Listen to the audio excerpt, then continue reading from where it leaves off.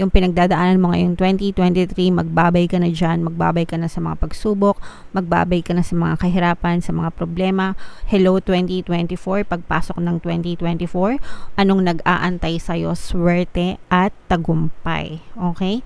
Grabe kayo guys, no? Pagpasok pa lang to ng 2024 ha, first quarter guys ng 2024, January to March, no? Talagang mararamdaman nyo yung transition, yung pagbabago, yung transformation sa buhay nyo. Kumbaga parang nalalagas yung mga dahon sa puno, and pagkalagas nun, mapapalitan siya ng mga bagong dahon, yun yung uusbong, yung mga bagong pag-asa, bagong swerte, bagong success, bagong tagumpay sa buhay nyo mga kapiksi. Okay?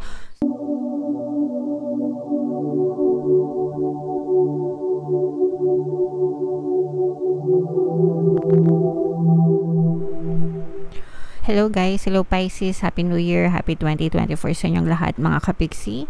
Ang episode na to ay para sa inyong kapalaran ngayong 2024. Para sa Pisces guys, Sun, Moon, Rising, Sign, and Venus. Okay? So dito sa deck na to guys, tingnan natin kung ano yung mga mensahe sa inyo ng inyong mga gabay. So yung first message guys, we have no para sa inyo. We have listen to your intuition. And meron ding tayong look for a sign, mga kapiksi. Okay? So, for some of you guys, nanonood tayo minsan ng tarot reading kasi may mga yes or no question tayo sa isip natin, no? So, there's a strong indication na no ang sagot sa inyo ng inyong mga gabay. Pero you don't have to worry, mga kapiksi, kasi sometimes no doesn't mean no talaga. Sometimes it's a no right now, pero pwedeng maging yes pa rin yan in the future. Okay? So, depende kung gaano ka persigido, kung gaano mo kagusto talaga yung desire mo. If you persist, kahit no pa yan sa ngayon, pwede pa rin maging yes yan, mga kapiksi. Pero sometimes, if you're struggling too much, kumbaga parang if feeling mo matagal mo nang ginagawa, hindi ka nakakita ng sign na talagang para sa'yo or ipagkakalob sa'yo, maybe it's about time for you to give up, kasi baka nagsasayang ka na lang ng effort dahil ang sabi ng mga gabay mo is no. Okay? So, timbangin nyo rin mga kapiksi, at the end of the day, kayo pa rin yung nakakaalam talaga if gusto nyo pang mag-persist or hindi dun sa mga bagay na gusto nyo guys. Alright? And we have listen to your intuition, mga kapiksi, no? Makinig kayo sa inyong intuition, gagabayan kayo ng inyong mga gabay, magdasal kayo, very important. Look for a sign, magdasal, and makinig sa inyong mga intuition, lalo na kung you're really asking for something, mga bagay na pinagdadasal nyo talaga. Okay, so make sure guys na kapag nagdadasal kayo, no, aware kayo sa inyong paligid, sa mga nangyayari, sa mga mensahe na dumadating sa inyo, kasi baka mamaya sinasagot na pala ng nasa taas yung mga dasal nyo, tapos nakatunganga pa kayo, 'di ba? Hindi nyo pa kumbaga parang hindi kayo aware na sinasagot na pala, naiiwan kayo sa kangkungan, ganyan. Okay, so yeah, maging proactive mga kapiksi, and yeah, so yan yung mga mensahe sa inyo ng inyong mga gabay Pisces. Tingnan natin kung anong ganap sa buhay mo. Gamit itong deck na to guys, hanapin natin yung energy ng Pisces.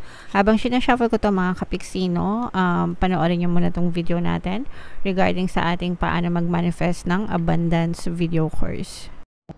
Kapiksi, sawa ka na ba sa mga struggles at hirap sa buhay mo? Masipag ka ba at masikap sa buhay ngunit hindi ka pa rin umaasenso? Ilang beses ka na bang nag-attempt mag-negosyo at mag-invest pero palagi ka pa rin nalulugi? Sa pagkakataon na ito ay maaaring may subconscious beliefs ka na nagiging balakid sa iyong pag-unlad at pagyaman. Introducing, paano mag-manifest ng abundance video course. Dito ay matututunan mong ma-overcome ang mga balakid mo para tuluyan ka ng umunlad, umasenso, sumagana, maging matagumpay, successful at maswerte sa iyong kabuhayan, pera, trabaho, negosyo, salapi at kaperahan ng bonggang-bongga. Dali, mag-send na ng email sa pinoypixitaro@gmail.com at simulan na ang iyong pagyaman ngayon. Alright, so sa mga kapiksi natin gustong yumaman, mag-avail na kayo ng course guys. Sobrang ganda talaga niyan. Magbabago talaga yung takbo ng buhay nyo, iniyaman kayo kapag nag-avail kayo ng course mga kapiksi. May mga promos and discounts din tayo guys. So iba-iba yung promos natin. So for updated promos and discounts guys, mag-send lang kayo ng email. So, Pisces guys, kayo ay na-represent ng King of Cups sa ating spread. Medyo mahaba-haba yung reading natin guys kasi isang buong taon to, no? So, ito yung combination ng positive and negative energy. General reading lang mga kapiksi, pwedeng mag-resonate, pwedeng hindi. Dito sa unang spread mga kapiksi, ito yung ating January, February, March. So, first quarter ng 2024 pero anytime sa loob ng 2024 guys, pwede nyong ma-experience ito. Mga kapiksi. Positive and negative guys, unahin natin yung negative, pero yung negative nyo, these will turn into positive mga kapiksi kasi pagpasok pa lang guys ng 2024 nyo, yung mga problema nyo, yung mga challenges nyo, angel number 1010, i-check nyo yung ibig sabihin yan guys kasi baka may additional na mensahe sa inyo ang inyong mga anghel gabay. Matatapos guys, matatapos ang inyong mga problema, ang inyong mga hinaing, ang inyong mga challenges, mga bigat-bigat na mga dinadala nyo sa buhay, mga tinik-tinik sa dibdib nyo, mga kapiksi. Okay? So these are endings and new beginnings. Ibig sabihin matatapos yung cycle ng mga paghihirap mo, ng mga pighati mo sa buhay, yung mga pinagdaanan mo ng ilang taon, yung pinagdadaanan mo ngayong 2023, magbabay ka na dyan, magbabay ka na sa mga pagsubok, magbabay ka na sa mga kahirapan, sa mga problema. Hello 2024, pagpasok ng 2024, anong nag-aantay sa'yo? Swerte at tagumpay. Okay? Grabe kayo guys, no? Pagpasok pa lang to ng 2024 ha, first quarter guys ng 2024, January to March, no? Talagang mararamdaman nyo yung transition, yung pagbabago, yung transformation sa buhay nyo. Kumbaga parang nalalagas yung mga dahon sa puno, and pagkalagas nun, mapapalitan siya ng mga bagong dahon, yun yung uusbong, yung mga bagong pag-asa, bagong swerte, bagong success, bagong tagumpay sa buhay nyo mga kapiksi. Okay? So i-comment nyo sa baba mga kapiksi, no? Babay kahirapan, babay problema, babay pagdurusa, hello kasaganaan, hello swerte, hello tagumpay, hello good fortune, no? I-mind nyo na yan sa comment section mga kapiksi kasi talagang pagpasok pa lang as in first quarter ng 2024, talagang mararamdaman mo yung gaan ng pamumuhay mo. And dahil dito guys, talagang makikita ka ng evidences ng maraming pera, nagiging confident ka sa iyong pamumuhay, may mga rewards kayo na maaari kayong matanggap. For some of you guys, parang feeling ko magkakaroon din kayo ng mga some kind of salary increase. Sometimes kasi diba nagkakaroon ng mga performance evaluation, tapos by next year doon magti-take effect yung mga increase sa sahod, ganyan. So for some of you talagang nakikita natin na yung iba nagkakaroon ng increase pagdating sa sahod, o baka naman magkakaroon ng mga dagdag na pinagkakakitaan kayo. So let's say for example may trabaho kayo, tapos meron pa kayong mga side hustles, tapos may mga negosyo kayo, or kung ano man yung source of income nyo, nag-i-increase, dumadagdag, no? Ibig sabihin dumadami yung benta nyo, dumadami yung clients nyo mga kapiksi, dumadami yung pera na pumapasok sa inyong buhay mga kapiksi. And maganda din yung inyong relationship guys sa ibang tao, mga friends, family, tsaka yung sa mga networking, ganyan. If you are into networking, into sales, parang maraming clients, no, kayo. So maganda yung network nyo, social network, at saka yung network nyo in terms of sales, ganyan, lumalawak mga kapiksi, and isa sila sa mga nagdadala ng swerte sa buhay nyo. So i-mind nyo yan guys, sobrang ganda, grabe. Pagpasok pa lang ng 2024, talagang puro blessings agad, puro swerte agad yung inyong ma-experience mga kapiksi, swerte at tagumpay. Alright? So ito naman guys, second half, second quarter, April, May, June, anytime within this period mga kapiksi. For some of you, kung hindi pa kayo nagpapakasal, kung hindi pa kayo kasal ng person mo, you may tie the knot with your person, baka ikasal kayo by next year, o baka naman kayo ay makatanggap ng marriage proposal from your fiancé or fiancé, ganyan.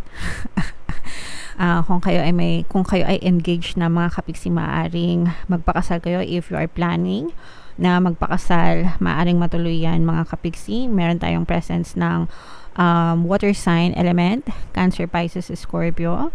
Maaring may water element din yung iyong partner o specific person.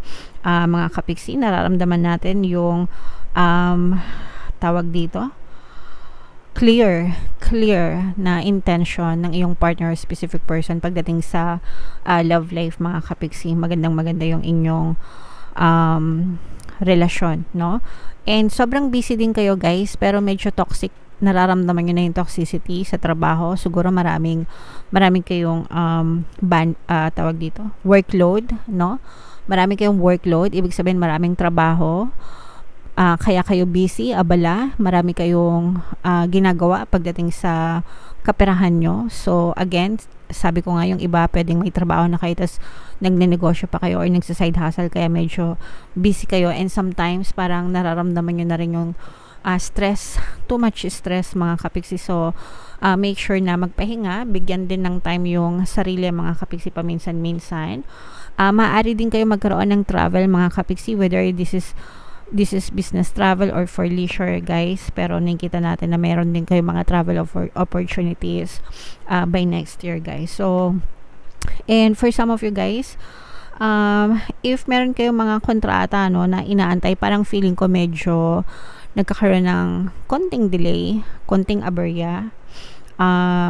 So anuhan nyo na lang, tawag dito, tsagain yun. Tsagain nyo na lang, no? Kung may mga kontrata kayo na inaantay or mga agreement, ganyan. Pero habang nag-aantay kayo guys, always affirm to yourself, everything is always working out in my favor, para pag lumabas na yung mga resulta ng mga kontrata, agreement na inaantay nyo, talagang magiging pabor sa inyo yung resulta mga kapiksi. Alright? Parang sinasabihan din kayo dito guys na medyo tipid-tipid din kayo sa inyong paggastos, because you'll never know mga kapiksi kung anong pwede yung pagkagastosan. Third quarter guys, excuse me, third quarter ng 2023, June, July, August. Yan, June, July, August mga kapiksi, meron tayong presence ng fire sign, fire element, Aries, Leo, Sagittarius. For some of you, maaaring may fire element ka sa iyong natal chart. For some of you, you may be dealing with a fire element. Ito'y babala, mag-ingat sa mga manloloko, mga kapiksi, whether sa relationship or even sa mga transactions nyo online. Mag-ingat kayo guys, lalo na pagka may inalok sa'yo, may mga offer ganyan, maging vigilante. Vigilante ba yung tawag doon? Hindi ko alam. Tama ba yung term ko? Maging kayo, no? Cautious. Pag-aralan nyo mabuti yung mga offer na inaalok sa inyo. Maging mapanuri. Yan. Maging mapanuri kayo sa mga inaalok sa inyo mga kapiksi. Be careful. Itong tao na to parang medyo siya, authoritative. Medyo malakas yung kanyang charisma. Malakas yung kanyang appeal. This person has good ways with his or her words. Magaling siyang magsalita, magaling siyang mag-convince. Pero ito yung nagbabalat kayo mga kapiksi. So sly fox energy, di ba? Pag sinabing sly fox, ano ba sa Tagalog nun? Basta mapanlin lang, okay? So balat kayo, magaling siya magbalit kayo. So mag-ingat kayo sa mga ganong klase ng tao guys, mga transaksyon nyo, kakilala nyo man or hindi nyo man kakilala, make sure na nag-iingat kayo, kasi pag lumalabas yung energy na yan, talagang dapat yung guard natin, yung wall natin, kung todo harang, no? Para hindi tayo ma-penetrate nitong mga manloloko na itong mga kapiksi.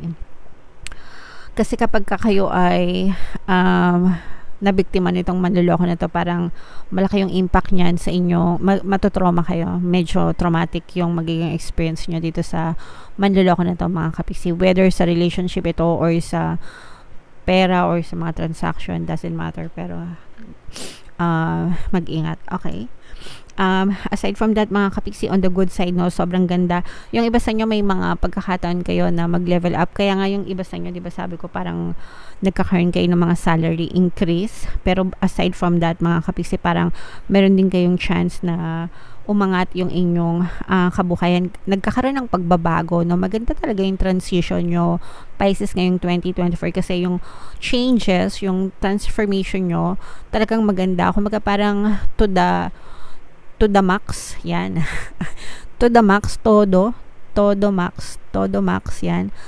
Todo yung pag-angat ng inyong yung pagbabago, todo yung pag-angat, and you're being more responsible, more confident ka ngayong 2024, parang mas confident ka, mas strong ka, mas malakas ka, mas wais ka, no, and mas responsible ka sa buhay mo. And ang maganda pa dito, guys, meron din tayong healing energy. So for some of you, maaring nag-heal na kayo completely dun sa mga challenges, kasi di ba first quarter nakita natin yung mga challenges, pagsubok talagang ending, and nakita natin na talagang you're fully recovering, no? Nakaka-recover talaga kayo, guys. And nakita rin natin dito na tinutupad yung mga hiling nyo, yung mga pinagdadasal nyo. The universe is hearing you, mga kapiksi. Okay? So, maging receptive kayo, guys. Pag sinabing receptive, maging handa sa pagtanggap, no, ng mga blessings na to, ng mga hiling nyo. Sabi ko nga, baka mamaya inaano na pala, sinasagot na pala yung dasal nyo, hindi nyo pa alam, kasi sasagutin talaga yung mga dasal nyo, mga kapiksi. So maging cautious kayo sa paligid nyo, guys, kasi baka mamaya sinasagot na pala, nakatunganga pa kayo, pupulutin kayo sa kangkungan, sayang naman, guys. Okay, so kilos-kilos, maging alerto, Pisces, para sa inyo yan. Alright, and then last quarter ng 2024, meron tayong presence ng air sign, Aquarius, Gemini, Libra. Ayan o, guys, nakikita talaga natin na umaangat yung inyong kabuhayan. Patuloy na umaangat yung inyong kabuhayan. Mga kapiksi, grabe, pera. Unahin muna natin yung negative. Pag nakakita kasi ako ng positive, guys, na-hype ako, no? And gusto ko talagang hina-highlight sa inyo yung mga positive readings para maramdaman nyo talaga kung gaano siya kaganda. Okay? Pero sa negative, guys, nakikita natin na maaari kayong magkaroon ng conflict with another person. Mararamdaman nyo yung pandalamig ng isang tao sa inyo, guys. May mga times na iiyak kayo. For some of you, pwedeng magkaroon din kayo ng konting pagtatalo nitong person na to. Coldness, no? Panlalamig, coldness. You may be having difficulty communicating with this person, maaaring dahil sa pera. Fire element, guys. Air element, Aquarius, Gemini, Libra, mga kapiksi. Pero ikaw, you are very compassionate, no? Malambot yung puso mo, parang nag-aantay ka. Medyo ka din, maramdamin. So don't take everything personally, guys. Huwag nyo masyadong personalin lahat-lahat. Yung mga naririnig nyo, mga sinasabi nila sa inyo, it's not about you, it's just their perception of you, mga kapiksi. Kung wala namang kayong ginagawang hindi maganda, there's nothing for you to worry about. Pero medyo iiyak kayo ng konti. May mga frustrations kayo dito sa relationship na to dahil medyo nalalamig sa'yo itong person na to. If this is a romantic relationship, mga kapiksi, pwede nyo pakinggan, guys, yung ating mga relationship subliminals, yung mga pampamis, pampabalik, pampabate. Pinaka the best combo, guys, yung pampabalisa tsaka pampamis na subliminal, kasi pag na-miss nila kayo at hinahanap-hanap nila kayo, wala na yung choice kundi kausapin kayo and makipag-ayos sa inyo. So pinaka the best na combo talaga yon. And then yung all other subliminals, may mga description naman yan, pwede nyo i-combo-combo, guys, hanggang sa maging maayos yung relationship nyo. Libre lahat yan dito sa YouTube. Hanapin nyo na lang yung playlist dyan sa ating homepage. Okay? And ipagdasal nyo rin, guys, no? Para maging ma-okay talaga yung relationship nyo with this person. Pero medyo iiyak kayo ng konti, guys, because of this person. Pero other than that, grabe, sobrang ganda pa rin ang energy nyo sa pera, lalo na even if matatapos na yung taon, talagang mararamdaman, kumbaga buong taon ng 2024, I'm sensing na mararamdaman nyo yung stability and security. Yung iba sa nyo, makakapag-save kayo ng medyo malaki-laki kumpara sa, at saka parang mas malaki talaga yung pasok ng pera sa inyo ngayong 2024 kumpara ngayong 2023, mga kapiksi. At saka sabi ko nga, diba, talagang nag-grow, talagang umaangat yung buhay nyo, guys. Papaangat talaga kayo, no? So, yung transition ng buhay nyo, Pisces, sobrang ganda, super positive. Pagpasok pa lang ng 2024 hanggang sa mag-end yung 2024 pagdating sa kaperahan, guys, sobrang okay. So i-mind nyo na yan, guys, sa comment section, diba, mind pera, mind blessings, mind abundance, kasi abundance of money talaga itong may experience nyo, financial stability, financial security, hindi kayo masyado maghihirap sa pera, guys, ngayong 2024. So i-declare nyo na, i-mind nyo na itong mga to, declare this as your truth. Pwede rin kayo, guys, makinig ng ating mga pampaswerte subliminals. Sobrang dami na nating natulungan dyan sa mga pampaswerte subliminals na yan. And libre lahat yan sa YouTube. Magre-release din ako, guys, ang pampaswerte sa 2024 na subliminal. So, abangan nyo rin yan. Alright? And may mga other opportunities pa kayo pag malapit na yung matapos yung 2024, meron pa rin mga papasok na mga other opportunities sa'yo when it comes to investments naman, mga kapiksi, and business sa iba.